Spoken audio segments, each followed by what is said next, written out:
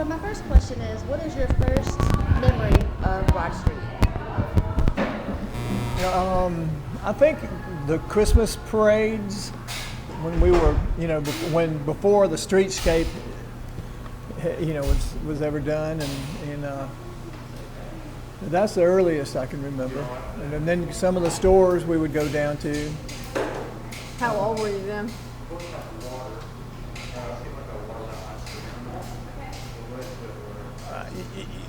Five or six? Yeah, 5 or 6. That's probably, this is where we would have gone to got a lot of our clothes and jeans and stuff like that. But Mama would take you out on like a Saturday morning and just Yeah. all day type of event. Yep. What was your favorite shops that you would come and see? Seems like it would be Miller's or Kessler's. Kessler's. Mama told me about Kessler's. Mm-hmm. Your mom worked somewhere too. At the Face store. You'd have to find the Was that a women's clothing store? I think, it had some women's clothes, and then there was a section that was books, and my mother worked in that part at that time.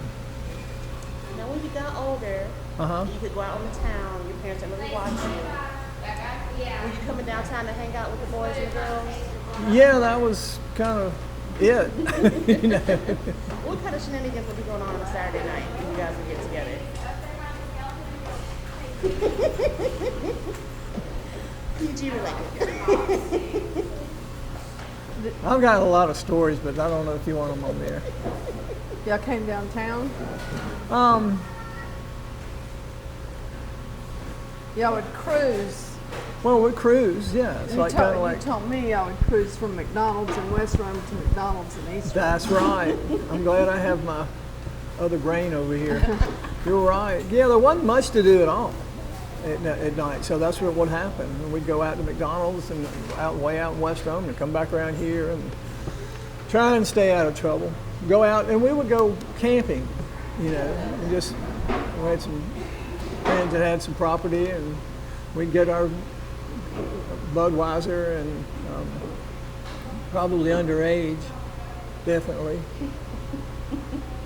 And Boone's Farm. Now, I heard that when you would go cruising, that it was to see who had the lowest car, that you got stuck over a speed bump, Never saw any of that. What about there was a bar down at the end of Broad Street that y'all would go through the drive-through? Yeah, The Busy Bee? The Busy Bee was one I think that was older than that, but there was one way all the way down the end of Broad, and it was a kind of a juke joint. Isn't it a lot of beer, It wasn't. I mean, it was safe enough. But you could also, there was a window on the side of the wall where when I was in high school, we could go and get an empty, gallon, plastic milk gallon, and go in there and get a gallon of beer, and then walk out, just walk up the street and do that. But I don't do that anymore. I figured it out. What's something that you've noticed over time changing with Broad Street? What have you noticed changing over Broad Street? Have you noticed a difference in patrons or like the age? The whole streetscape was huge. Why don't you tell her what that is, the streetscape? When you first moved in, what was it like? Well, there was just only one all the way across, right? Right, They didn't have the dividers and things like that. When you were little, there were statues and trees, though, right? Oh, yeah. And those had been removed. Right. And so there was just a big, wide street. Yeah. But then in the early 80s, right. Downtown, they started revitalizing downtowns. And so we opened in 81. Yeah. And that's when Downtown Development Authority. Yeah. I was on the Downtown Development Authority for 19 years. And what did they do out here? Well, some of the trees that have been, planted through there. The brick sidewalks. Yeah, the things that are on the for the plaques that are on the wall now. Right. It's just, The lighting. yeah. Didn't they change the lighting, put up street lamps? Yeah. Kind of? So, and also, we didn't used to have outside seating. Right. When did that, do you remember when that came about?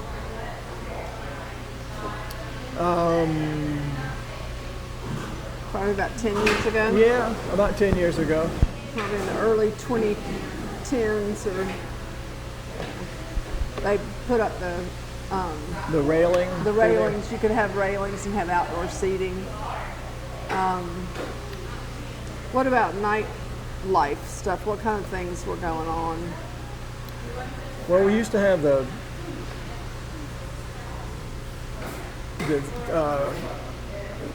Fridays. Yeah, first First Fridays. Friday, and those were. That was.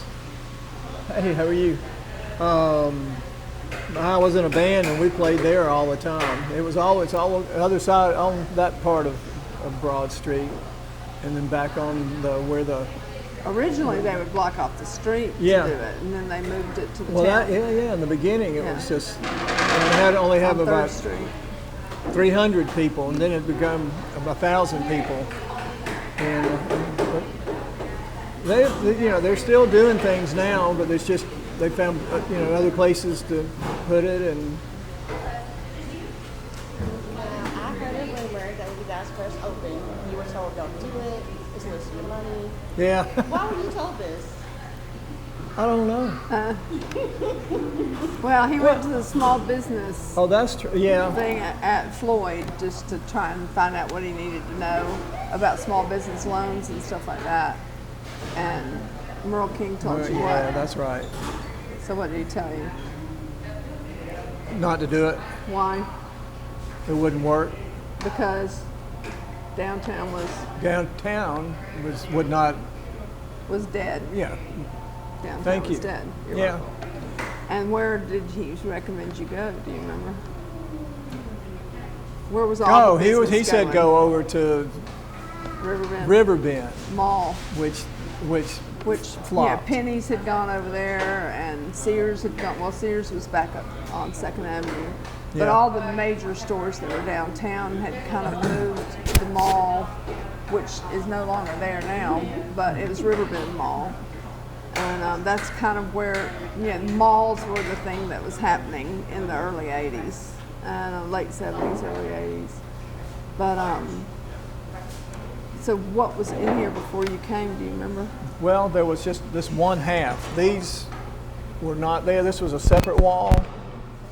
So we could only have 24 people in here. That was all we were allowed. And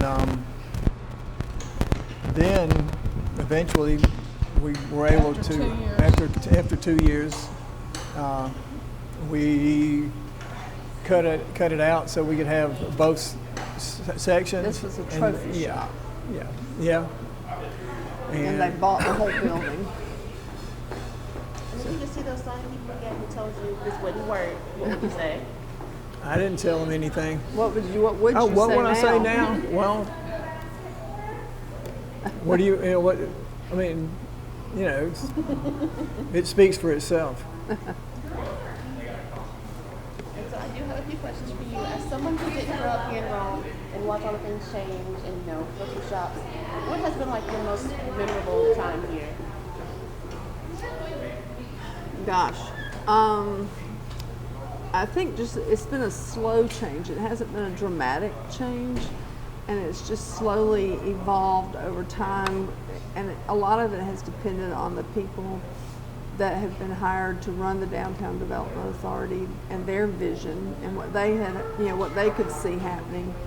And when they first started talking about First Friday concerts downtown, it was just kind of laughed about. I think nobody really thought it would take off like it did, and they had to keep moving it to bigger places. And now, we've got the town green where they've built the water fountain on the river, and the rivers have always been something that people have talked about. We have 3 rivers in town, which is rare for our city to have that many rivers. And I think we still haven't, realized the value of it and maximized our use of them. But we have, built the town green, which is on the river. There's walkways now all along the rivers, which I think are really important to Rome and what we do. What else? His clientele in the 80s, the drinking age changed. So originally we had a lot of college students from Schroeder and Barry and Floyd College, but then the age changed, the drinking age changed, so we lost a lot of that college clientele. Although some still tried to come in and drink, but that became an issue. You had to train your staff to check IDs and make sure, and the city police had to really crack down on people trying to use fake IDs and stuff like that. And he confiscated a few over the years, much to the and their parents would be pissed at us. Yeah, the parents would be mad at him for taking their fake ID. So, so that changed with the drinking age going up. That changed some things a little bit. But I think, and I remember when you and Charlie, his brother is his partner here, but they sat down with their children, Kaylee and James. Kaylee's our manager now, and our son James, who are in their 30s. But they sat down with them saying, what can we do? How can we make this more appealing to people your age? Because they just weren't. It's like there was something missing. They weren't hitting the niche, kind of. And so they put the TVs in here. So that was new, and that was something that they had suggested. They went to more craft beers. Craft beers is a big thing right now. When we first started out, we weren't big enough to have more than 1 or 2 beers, so we were only associated with the Miller Company because there wasn't room for kegs to be stored anywhere because we didn't have much room. So eventually, once we expanded and had more storage space, we went with, we pulled in the Budweiser Company too, but it was probably 8 or 9 years before we did that, and there was some disgruntlement with the people who owned the Budweiser place. Yeah. But they thought they were the king of beers. Why are they? Right. But so anyway, that's the sandwiches over time have not changed here. I mean, he started out actually in the back of a bar called Shannon's down on First Avenue, and just a little sandwich shop in the back of the bar with a microwave. And then I guess that was in the summer of '80, and then in '81, February of '81 is when we opened here. So yeah. But he couldn't get a loan here. None of the banks here would give him a loan. Yeah. So that's how his brother got involved. Yeah. His brother was able to get a loan in Atlanta, enough to buy to buy the wood for the tables. We had made all the tables, enough to, get started. How much was the loan? Like $6,000 or something. Something like that. It wasn't much. Yeah. But we did it ourselves. Yeah. So they had to go out of town just to get the money because people really thought Broad Street was dead. I mean, and it was. It was just. It was sad. But I mean, there were a lot of people with vision who saw the possibilities, and it was in a time when all over the country downtowns were being revitalized. So, I think Rome got in really early on that. So. What do you think was the catalyst to kind of bring downtown back on the map?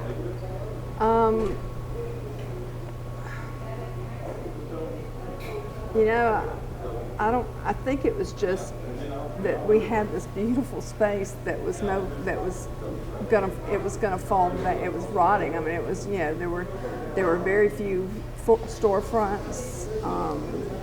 They saw the demise of it and realized somebody realized this can't happen. We need to keep, and that there's a possibility here to bring people back.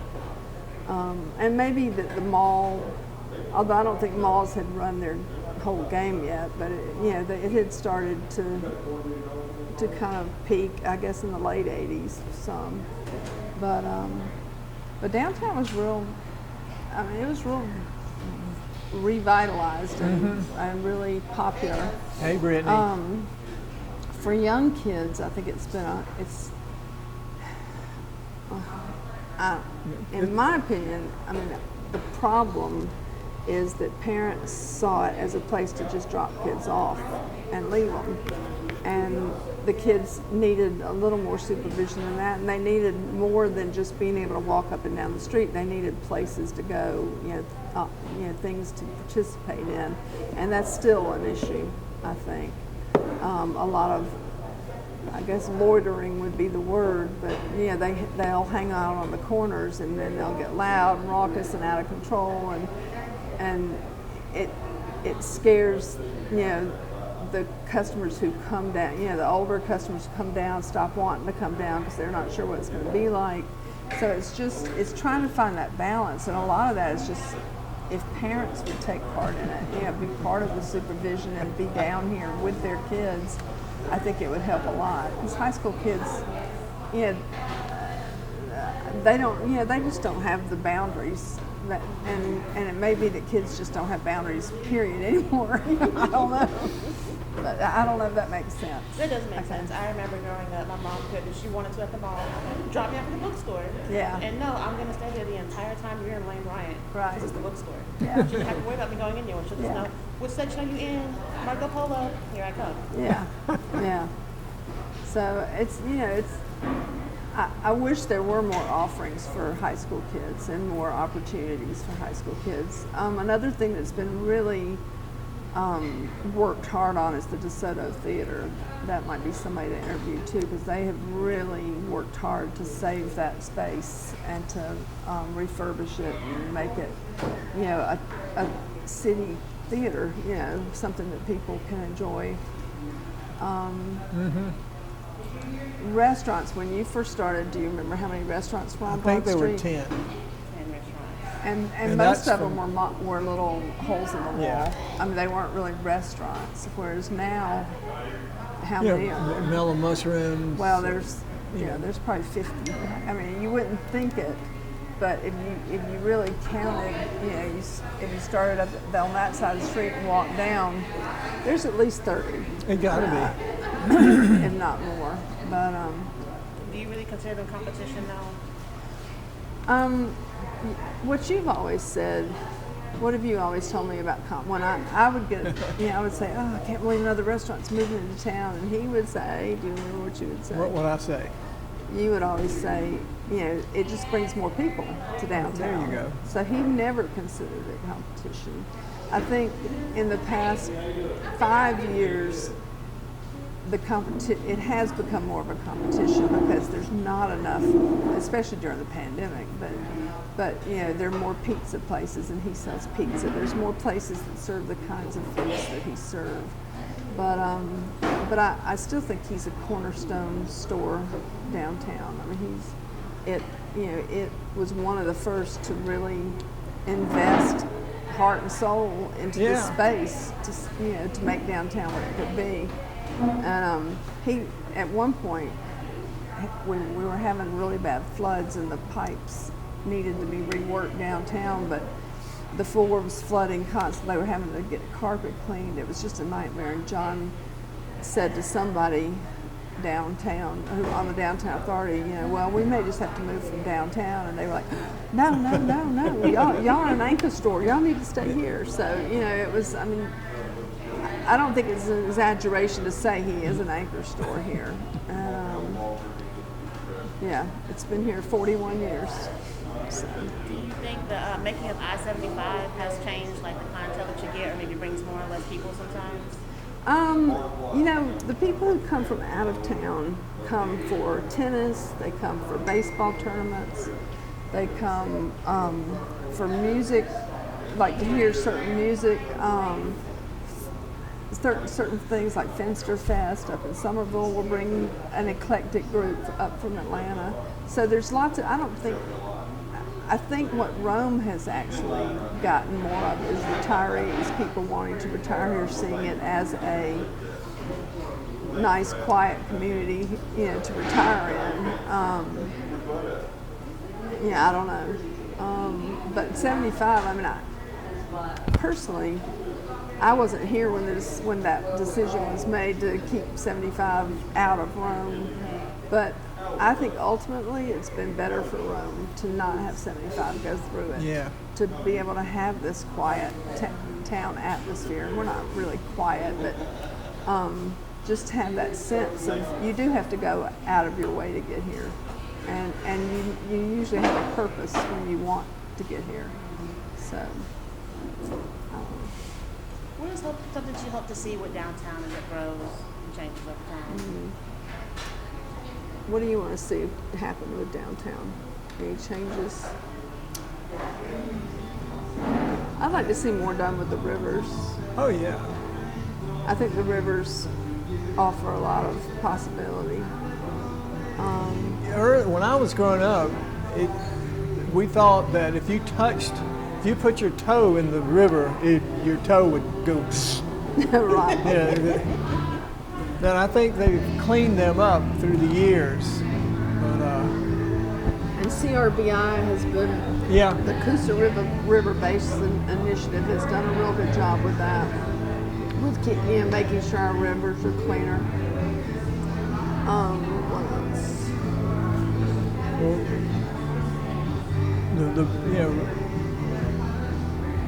I'd like to see more opportunities for teenagers, to make them a more active part of the community instead of reacting to when they're here. Find a way to make them a part of what's been here. Although since the pandemic, almost everybody we've been able to hire has been a high schooler. There are people, I don't know, who knows why they're not wanting to work, but we lost about half our staff, if not more. And we've had to close some nights because we haven't had enough staff. So right now we have mostly high schoolers. So that actually in the 80s you had a lot of high schoolers from Darlington and Rome. Right. And then from Berry too. Early 2000s you had a lot from Model who worked here too. Yeah. So I don't know. It'd be interesting to hear. I mean, John has raised a lot of people's children down here. Yeah. I mean, he really has. And we had somebody once who went to one of the private schools in town, who the private school told them they shouldn't work here, and his mother told him, that John had done more for him than anybody. Andy would work here. Yeah. But it's perception, what you see, and I think when we first opened, we were a fresh beer spot downtown, and there was a lot of drinking, and they'd have a New Year's Eve party every year. But then that wore off, and it became more of a restaurant, and actually now, every year, generations come back, at Thanksgiving and Christmas. He has the third generation is coming in with their families, and it really has become a family place. Don't you think? Oh yeah. I mean, you could probably. It's like home to me. Yeah. Yeah. No, you're right, and I think the vibe is nice, and I think our staff is, they're a bunch of hippie-looking people, and that's okay. Yeah. Your music has always been important to you. Yeah, and the jukebox has been. What kind of music is on there? It's all kinds of stuff. Well, there's. Mostly. 70s. In the 70s and 80s is some. It's scattered. Rita Wilson CDs. Stevie Wonder. Goose Creek Symphony. Yeah. Allman Brothers. Seldom Sing. Bluegrass. That's kind of his pride and joy, is the jukebox. Yeah, the people that do the jukebox for us are trying to get rid of the jukebox and just stream music in here. So, I don't think so. No. Well, you can't get the kind of music. Yeah, no. These are records that. It's all it's a CD. I mean, I've got a CD in there of one of my bands, and I love it. I like to go in there and remember the first time I saw a record player, I was like, wow. And my mom still had the old records, and I said, it's party time. It's party It's time. party time. Well, and now vinyl is the Oh, thing. yeah. I got her a vinyl Queen that came out, I think, roughly when she was a teenager. Yeah. I said, I found this special edition just for you. Yeah. And she's like, you know I'm not going to play this. What was it? It was Queen. Queen. I had just been shopping at Walmart, actually. Yeah. And I Yeah. was like, oh. Both our boys have stereos, and they play vinyl. It was funny, they've gone through all his albums, and you know they have. I know they have. I'm going to go back behind them and get them back. They're not yours anymore. They're theirs now. Oh, I've got plenty. In the line, tons of 45s. I remember the 45s. I found my mom's one time. I'm like, what are these? All right, I'm going to stop the recording now. Okay.